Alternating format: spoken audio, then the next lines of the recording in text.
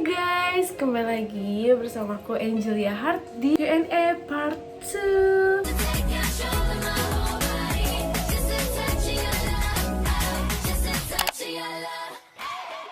Di kesempatan kali ini aku akan mencoba menjawab. Tempo hari aku pernah nanya di Instagram aku mau open Q&A untuk di YouTube. Teman-teman barangkali ada yang mau ditanyain bisa komen. Akhirnya banyak banget yang komen. Dan aku baru ada waktu bikin video karena sebelum itu kemarin aku udah bikin, cuman kehapus.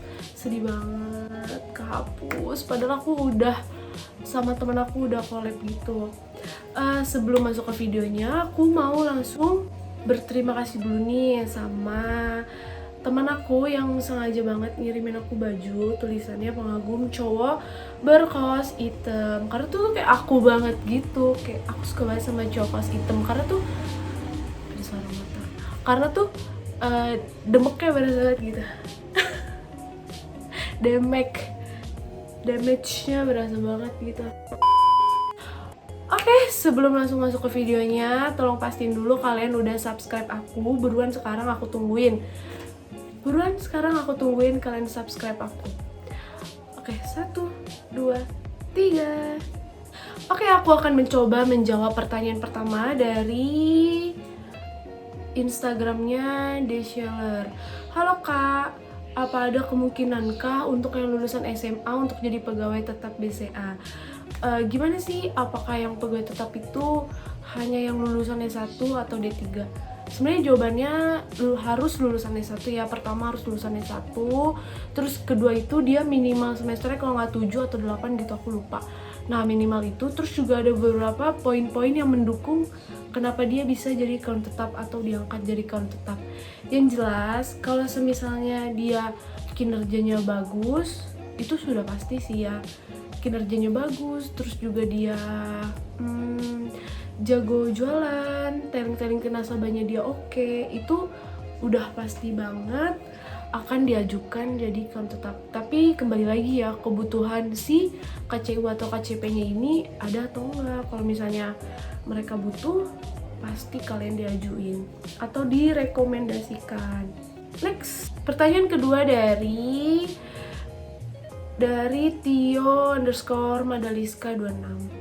Kak, aku udah interview user, tapi kenapa sampai sekarang belum ada info lanjutannya ya? Kira-kira kenapa ya Kak? Iya, karena kan mengingat lagi nih, sekarang tuh lagi pandemi, ya kan?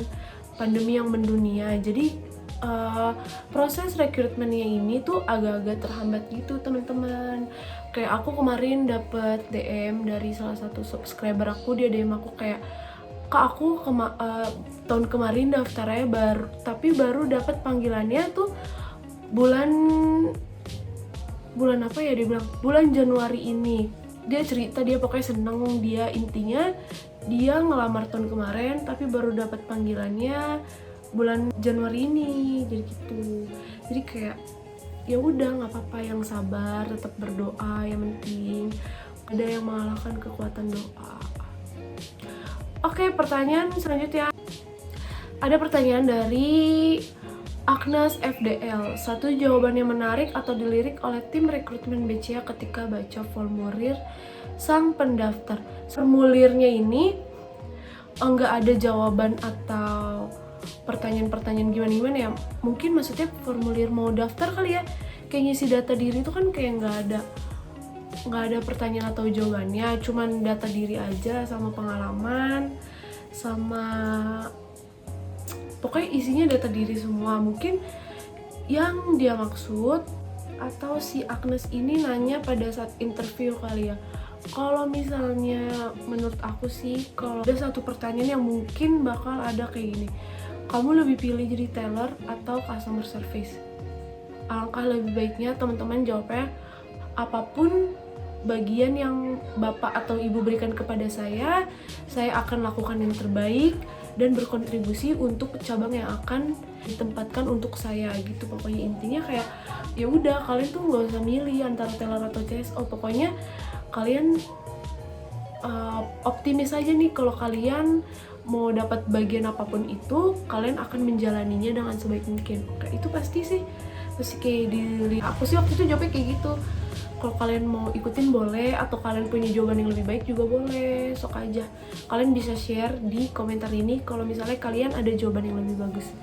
Next, kita ada pertanyaan dari Dinda Fadilah _ Kak, berapa biaya yang harus dikeluarin pas masuk magang Bakti BCA? Sumpah nih, sampai detik ini aku udah mau 4 tahun jadi Bakti, aku gak ada ngeluarin uang sepeser pun atau kayak biaya-biaya tambahan gitu, nggak ada. Yang ada tuh aku malah dikasih cuan sama BCA, karena tuh emang seharusnya kalau perusahaan yang profesional itu memang gak akan memungut biaya apapun dari sang pelamarnya. Kayak misalnya nih marak banget ya, kayak lowongan-lowongan online yang beredar gitu yang minta biaya 500.000, 750.000, itu udah pasti banget hoax, itu bohong. Karena tuh sebenarnya yang profesional nggak akan memungut biaya apapun. Paling kayak itu sih kebutuhan kita ya, kalau misalnya kita ngeluarin uang untuk ongkos, untuk makan, itu sih pribadi. Bisa dipastikan kita nggak mengeluarkan uang sedikit pun. Next, ini ada pertanyaan dari Dani_Horizon. Kebetulan ini nasabah aku, nasabah yang baik, dan dia juga udah cukup berteman sama aku. Oke, dia bertanya, jaga mood tetap baik ketika bertemu nasabah rese itu gimana Mbak? Kadang tuh gimana ya, kadang tuh kita setiap harinya akan menemukan nasabah-nasabah yang berbeda-beda tipe. Kayak namanya kita di bagian pelayanan, pasti kan ada tuh yang nasabahnya kayak nasabah rese, nasabah baik, nasabah asik, nasabah friendly. Itu harus kita terima kan, mau gak mau kita harus terima. Dan kalau misalnya kita tetap ngejaga mood nih, kalau kita lagi nemuin nasabah rese, itu gampang banget. Ketika kita melayani atau menjalani pekerjaan kita dengan setulus mungkin, kita pasti akan tetap menjaga mood kita. Kita pasti akan tetap selalu berusaha tersenyum, terus selalu berusaha ramah. Itu datang sendiri, itu datang otomatis sendiri dari diri kita ya, ketika kita menomorsatukan ketulusan di pekerjaan kita gitu. Aku sih selalu kayak gitu. Kalau misalnya banyak banget sih, sampai aku pernah kayak ada nasabah datang tiba-tiba marah-marah ke aku. Ya aku percaya aja kalau dia tuh marahnya bukan ke aku, tapi ke bukan biasanya, tapi kayak ke misalnya entah kartu dia ketelan kah, entah dia transaksi di cabang A dia diperlakukan kayak gini gitu. Jadi bukan ke kita, tapi ke BCA-nya gitu. Kita harus tetap baikin. Setidaknya kalau misalnya orang marah, kita baikin, pasti kan akan dulu juga gak sih gitu. Next, oke, pertanyaan selanjutnya dari Rifki_Hikmatullah. Dari apply ke hasil lewat email, jaraknya berapa hari Kak? Kok saya belum ada email Samsek? Oke, jadi kembali lagi ke info dari awal ya. Kalau misalnya selama pandemi ini, itu prosesnya agak-agak terhambat, jadi belum bisa dipastikan atau nggak bisa disamaratakan prosesku sebelum ada pandemi sama proses kalian yang setelah pandemi. Itu sangat-sangat berbeda. Jadi teman-teman diharap sabar dan sering-sering cek email, terus sering on handphone, karena tuh biasanya infonya melalui email atau melalui telepon. Jadi berdoa aja ya, semoga cepat. Di step 31_. Waktu training pakai bahasa Indo atau Inggris Kak? Boleh lihat buku tentang training BCA-nya nggak Kak? Jadi waktu training itu atau waktu tes nih, dari zaman tes, terus interview, terus kita training, terus kita OJT, itu pure semuanya pakai bahasa Indonesia. Kenapa nggak pakai bahasa Inggris? Karena memang nggak ada peraturannya sih untuk pakai bahasa Inggris. Jadi semuanya memakai bahasa Indonesia. Tapi alangkah lebih baiknya kalau misalnya kita tuh bisa bahasa Inggris. Jadi itu tuh kayak poin plus untuk kita.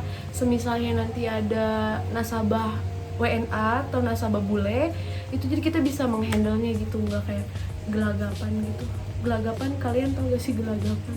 Kayak gitulah. Terus BTW aku udah nggak ada bukunya, karena kan itu trainingku itu cuman tahap 1 sama tahap 2. tahap 3-nya tuh kayaknya nggak pakai buku, aku udah lupa banget, pokoknya nggak pakai buku, dan bukunya juga udah nggak tahu kemana, udah lama banget kan. Tapi kalian udah pasti bisa kok, nanti kan diajarin, jadi santai aja. Next, pertanyaan dari Ziana.md. Kak, kalau mau kuliah biasa terus magang di BCA susah ya kak bagi waktunya? Kalau misalnya kuliah biasa atau reguler kali ya menurut kamu? Kalau misalnya reguler itu kan dia waktunya mepet-mepet ya, kayak dia ada yang jam-jam kerja gitu gak sih?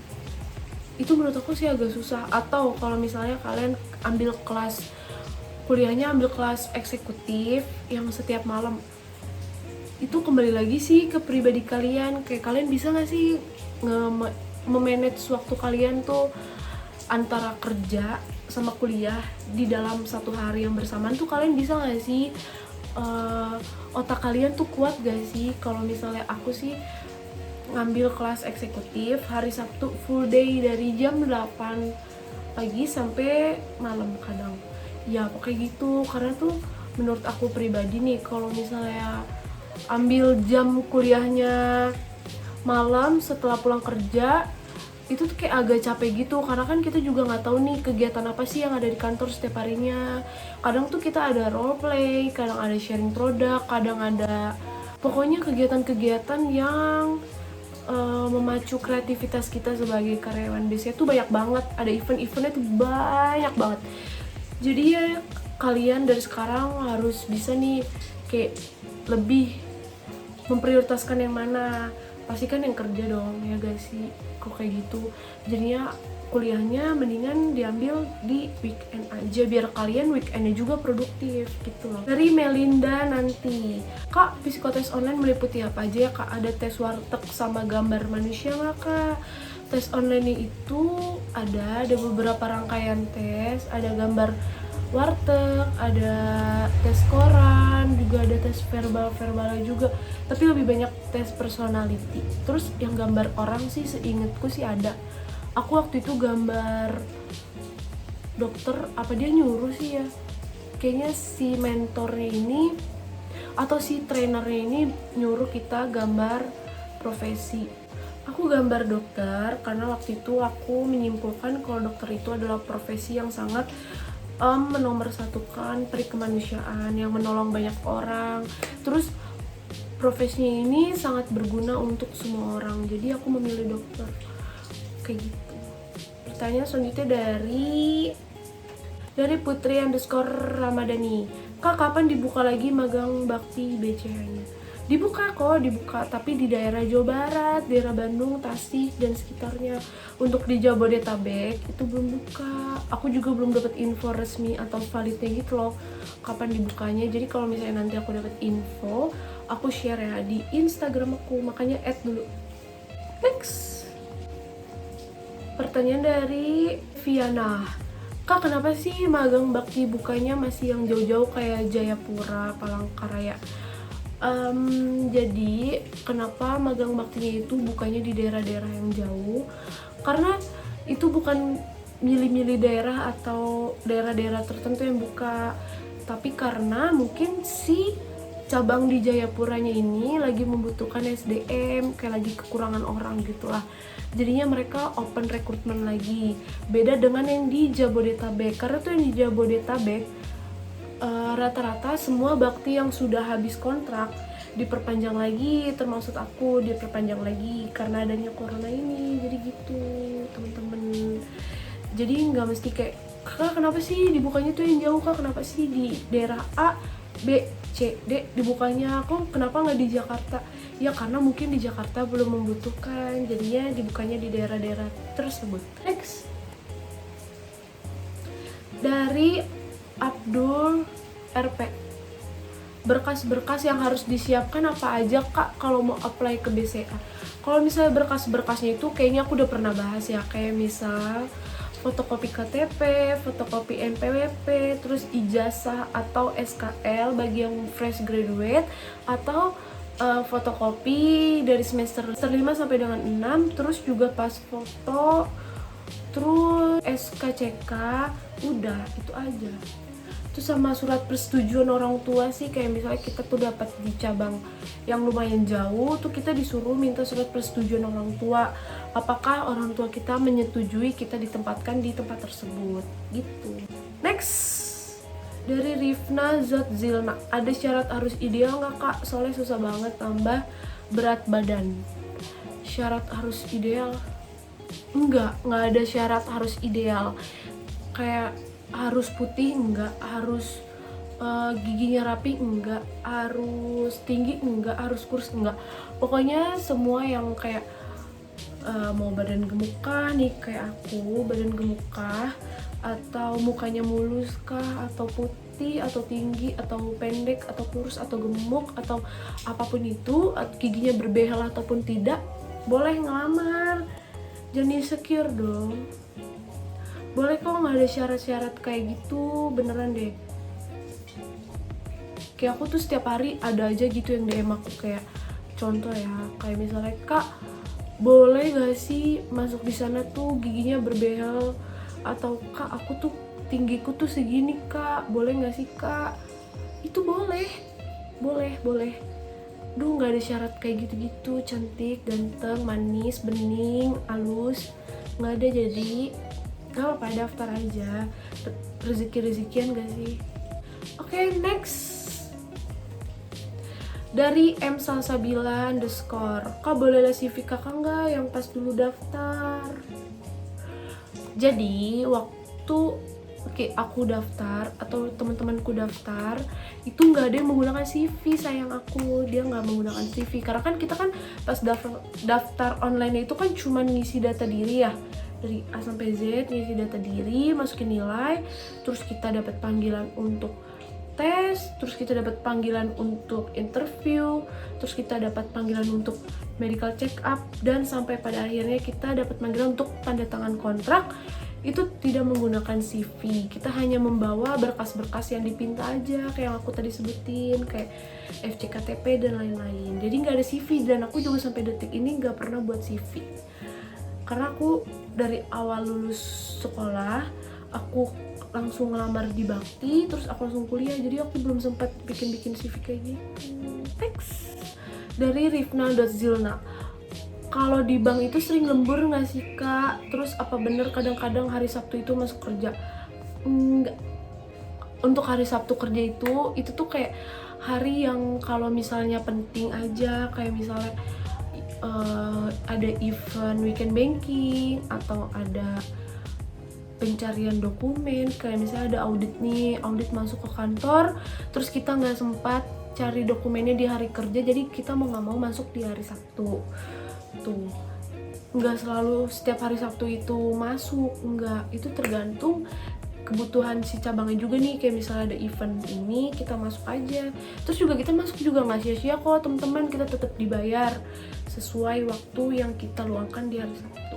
Kalau misalnya ada lembur atau enggak sih ya sometimes ya, kadang ada, kayak misalnya ada kegiatan sering produk, role play, terus juga ada event-event kayak lomba-lomba antar KCU atau KCP, itu kita udah pasti banget lembur kan untuk latihan-latihan. Jadi itu doang kok, nggak ada lembur-lembur lain, nggak ada. Have fun aja, lemburnya juga dibayar kok, gede lagi. Aku aja pengen lembur tiap hari kalau bisa. Next, Cici.Sya, aku kan pakai hijab, nanti kalau kerja di BC boleh pakai hijab nggak kak? Boleh cantik. Boleh, kalau misalnya kita mau pakai hijab atau nggak pakai hijab itu boleh, nggak ada larangan atau nggak ada peraturan dilarang menggunakan hijab, itu nggak ada. Pokoknya boleh kita menggunakan hijab. Malah justru kalau misalnya di agama Islam itu bagus kan untuk kita menutup aurat, jadi boleh. Next, pertanyaan dari V Mangandaralam, kak kalau bagian CS misalkan gaptek pakai komputer, apakah diajarin dulu apa gimana ya kak? Tentu diajarin, nanti pada saat training tuh kita diajarin, kayak misalnya awalnya tuh kita juga kan nggak tahu nih nanti kita tuh transaksinya seperti apa dan menggunakan sistem yang bagaimana. Jadi nanti pada saat training kita diajarin semuanya mengoperasikan komputer yang akan kita gunakan. Karena tuh di BC itu kayak nggak ada di menu kayak di Word atau di Excel, nggak ada. Itu dia punya sistem sendiri. Dan nanti kita pasti diajarin kok, kalau misalnya teller nih kayak aku nih, itu ada kode-kode text N-nya, kode-kode transaksinya. Jadi semua bakal diajarin. Next, pertanyaan dari M Salsabila _ Kak, berkas apa aja yang harus disiapkan kalau ngirim lamaran langsung ke CU? Terus ditujukannya ke siapa? Guys, sementara lagi pandemi seperti ini, kita tuh nggak bisa ngirim lamaran langsung ke CU karena udah otomatis banget ketolak. Karena apa? Karena dari KCP nih kan ada tingkatannya KCU, terus KCP. Kayak misalnya KCU nih kantor pusatnya, terus KCP itu anak-anaknya. Misalnya dari KCP A, KCP B, atau KCPC itu nggak boleh saling berhubungan, nggak boleh saling berkunjung. Jadi kayak dibatasi gitu. Kita aja yang dari KCP aja nggak boleh berkunjung ke KCU. Jadi kayak misalnya apalagi nih yang kayak pelamar langsung gitu, udah pasti ditolak pasti nanti sama security-nya. Daripada sayang-sayang berkas kalian yang udah kalian siapin, mending kalian simpen dulu aja untuk sampai nanti kalian dapat panggilan dari online untuk ke si psikotesnya itu. Jadi daripada sia-sia, mendingan ditunggu aja yang pasti teman-teman. Kalau misalnya nanti udah ada tuh atau pembukaan lagi, bisa naruh lamaran ke KCU, kalian bisa ngirim dan berkasnya kayak yang tadi aku sebutin. Kalau misalnya yang ngelamar offline udah pasti ada CV-nya kan. Nah kalau misalnya ada CV, ya jangan lupa dilengkapin kayak ada fotokopi KTP, ijazah, NPWP, SKCK, pas foto, terus ditujukannya untuk kepala KCU. Next, pertanyaan dari Hui PRMH. Kak, kalau penempatan tugas itu ditentukan atau kita pilih sendiri? Oke, kalau misalnya penempatan tugas itu, aku pernah cerita nggak ya, kalau misalnya dulu tuh pas lagi tanda tangan kontrak, kita disuruh tulis 3 tempat terdekat dari rumah kita atau terdekat dari akses transportasinya. Kayak misalnya dulu aku naruhnya di daerah Selipi, terus Jakarta Pusat, Jakarta Timur. Itu tuh 3-tiganya kan lumayan gampang banget nih aksesnya. Nah, udah tuh kita cuma tulis itu, nanti kita tulis juga akses transportasinya apa. Contoh, misalnya kereta, udah kita tulis kereta. Nanti kita akan dapat pengumuman setelah kita training. Setelah kita training itu dapat pengumumannya, misalnya Angel kamu di KCP ini tuh ada daftar. Angel di KCP Pasar Kenari. Nah itu tuh kan di Jakarta Pusat. Jadi gitu kita nggak bisa milih, gue mau di KCP Cibinong aja biar deket rumah. Itu nggak bisa. Jadi kita cuma diminta tulis 3 nama tempat. Nanti dari pihak si PSDM ini yang nentuin kita akan ditempatkan di KCP mana, tergantung kebutuhan si KCP tersebut. Next, pertanyaan dari Meta.Olivia. Kak, untuk magang bakti 2021 persyaratannya apakah sama seperti tahun sebelumnya atau berubah? Oke, untuk magang bakti dari angkatan aku dari 2017 sampai 2021 ini itu sama, persyaratannya nggak ada yang berubah, masih tetap sama, masih nggak ada kualifikasi seperti nggak boleh pendek, nggak boleh gendut, nggak boleh jerawatan, atau nggak boleh hitam, nggak ada. Masih sama persyaratannya, masih ditujukan untuk fresh graduate, yang paling diutamakan ya fresh graduate. Kalau misalnya D3 atau sarjana juga nggak apa-apa. Oke, masih tetap sama seperti itu. Next, pertanyaan dari Seviara _ kerja di BCA enak gak kak? Ceritain suka dukanya dong kak, pengen banget kerja di BCA juga. Oke, dari sukanya ini ada banyak banget, ada jutaan rasa bahagia aku selama kerja di BCA. Termaksud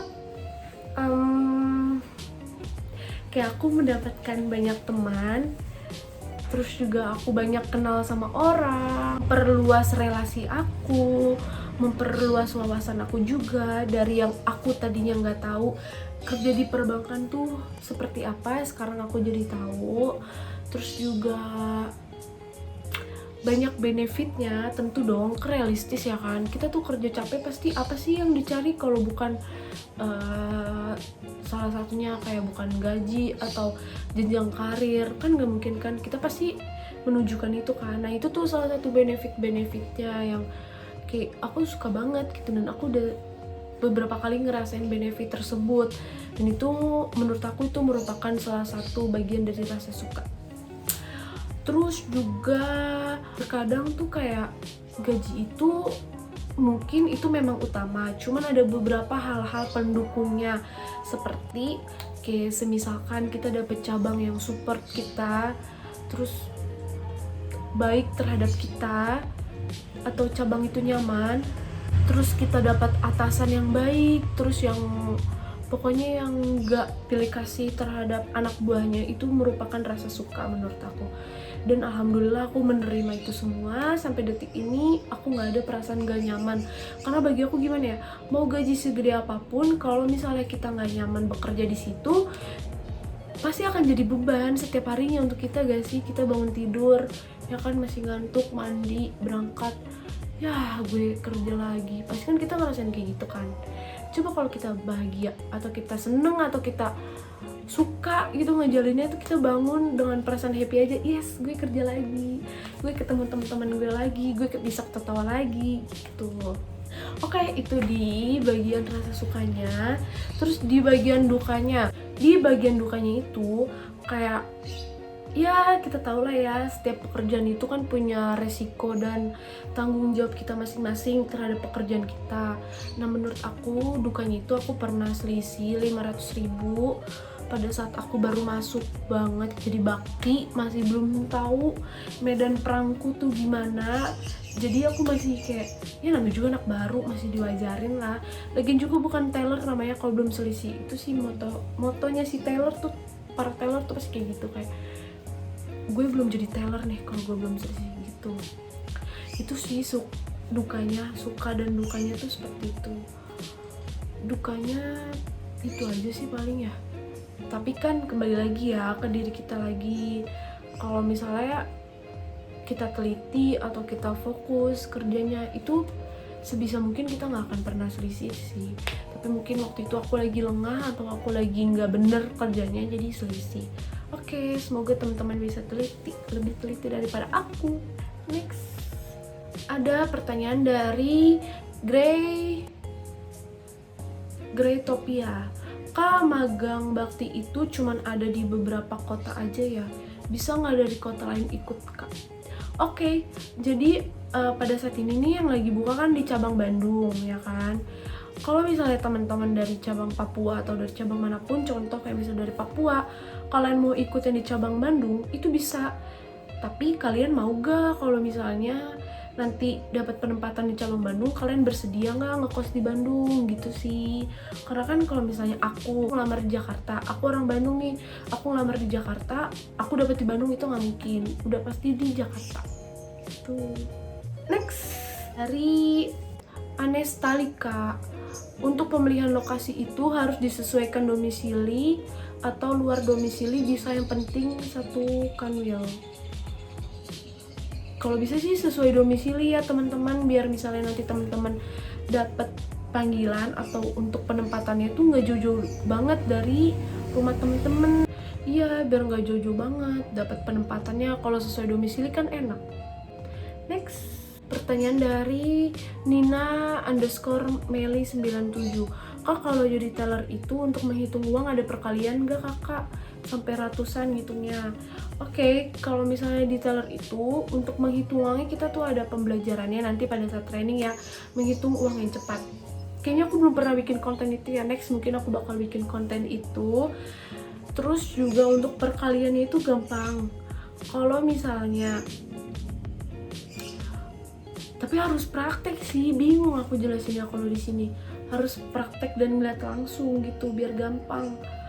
Kalau misalnya kita menghitung uang 20 ribuan, 50 lembar, itu berapa? Ya kan berarti 50 dikali 20 ribu, jadi 1 juta gitu. Pokoknya harus ada langsung. Susah gak sih kalian memahaminya? Pokoknya harus langsung deh, kalau dijelasin kayak gini pasti bakal susah. Next ya, nanti aku bikin di kantor cara menghitung atau cara perkalian pada saat kita ngitung uang. Next, dari Shianinch, Kak, untuk magang bakti kuliahnya dibiayai oleh perusahaan atau sendiri, Kak? Jadi untuk di magang bakti ini kan ada program kuliah ya yang namanya PPA itu. Nah, kalau kita mengikuti PPA itu kita dibiayai sama BCA sampai dengan, kasarnya ya, sampai dengan D3. Nanti untuk melanjutkan S1-nya kita diberi pilihan untuk melanjutkan satu mau di BINUS atau satunya lagi di Trisakti. Dan ini nih, BINUS atau Trisakti ini kita biaya sendiri. Tapi teman-teman gak usah khawatir, karena selama kita kuliah di BLI itu, kebetulan kuliahnya di BLI. Kuliah di BLI itu kita dapat uang saku 3 juta rupiah per bulannya. Jadi bisa digunakan tuh uang sakunya dikumpulin untuk membayar si BINUS atau si Trisaktinya ini nanti pada saat kita kuliah. Gitu. Berarti ini nggak include magang bakti ya, tapi ini tuh program PPA, temen-temen. Kalau misalnya kita magang bakti terus kita kuliah, itu kita bayar sendiri. Kayak aku bayar sendiri kuliah. Kalau misalnya kita PPA itu dibayarin gitu. Next, dari pertanyaan terakhir nih teman-teman, pertanyaan menutup dari Q&A part 2 ini. Oke, pertanyaan itu dari .chrisangel15. Kak, kalau sudah training masih ada kemungkinan nggak lolos ya? Banyak kejadian yang nggak lolos training nggak, Kak? Beberapa sih ada yang nggak lolos, kayak misalnya pada saat training Bank Mini atau apa gitu nggak lolos tuh ada. Jadi sebisa mungkin pada saat training, pada saat pembekalan materi, teman-teman atau kalian bisa menyimak dengan baik ya. Kayak misalnya itu kan ada bukunya, sambil dibuka di rumah, sambil dibaca, sambil dipelajarin, dipahamin. Jadi nanti pada saat tes atau pada saat ujiannya teman-teman mampu ngelewatinnya dengan sebaik-baiknya. Kalau misalnya pertanyaannya ada yang lolos atau enggak, ada beberapa yang nggak lolos. Jadi untuk menghindari seperti itu, teman-teman diharapkan mampu memahaminya lebih dalam lagi, mampu mempelajarinya di rumah, terus mampu mengingat apa yang disampaikan oleh trainer pada saat training. Jadinya pada saat ujian teman-teman lancar gitu. Oke deh, segitu dulu aja video yang dapat aku sampaikan. Semoga video aku memberikan informasi lebih terhadap teman-teman dan juga pesan aku untuk teman-teman. Jangan lupa tetap semangat, tetap bersabar, tetap berdoa, tetap minta restu orang tua agar proses yang teman-teman lewati kali ini berjalan dengan baik sampai pada akhirnya teman-teman mendapatkan kabar baik juga gitu. Oke, tetap semangat.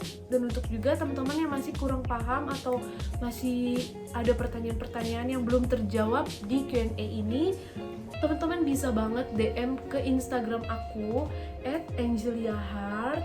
Kalian teman-teman bisa nanya apapun yang teman-teman mau tanyain. Sebisa mungkin aku balas kalau misalnya aku ada waktu luang, atau nanti aku balas pada saat aku pulang kerja atau pada saat aku WFH weekend, aku pasti balas. Oke. Dan untuk teman-teman yang mau request baju custom kayak gini nih, kaos custom yang kalian mau kasih pada saat anniversary, kado ulang tahun, kado untuk pacar, teman, sahabat, orang tua, keluarga, mau untuk jalan-jalan sekalipun satu RT, bisa pesen ya ke Instagram di bawah ini nih. Pasti ini tuh bahannya enak banget, lembut, dan juga harganya start from 60k sampai ke atas. Ya pokoknya memang semurah itu, dan juga pasti kualitasnya juga oke.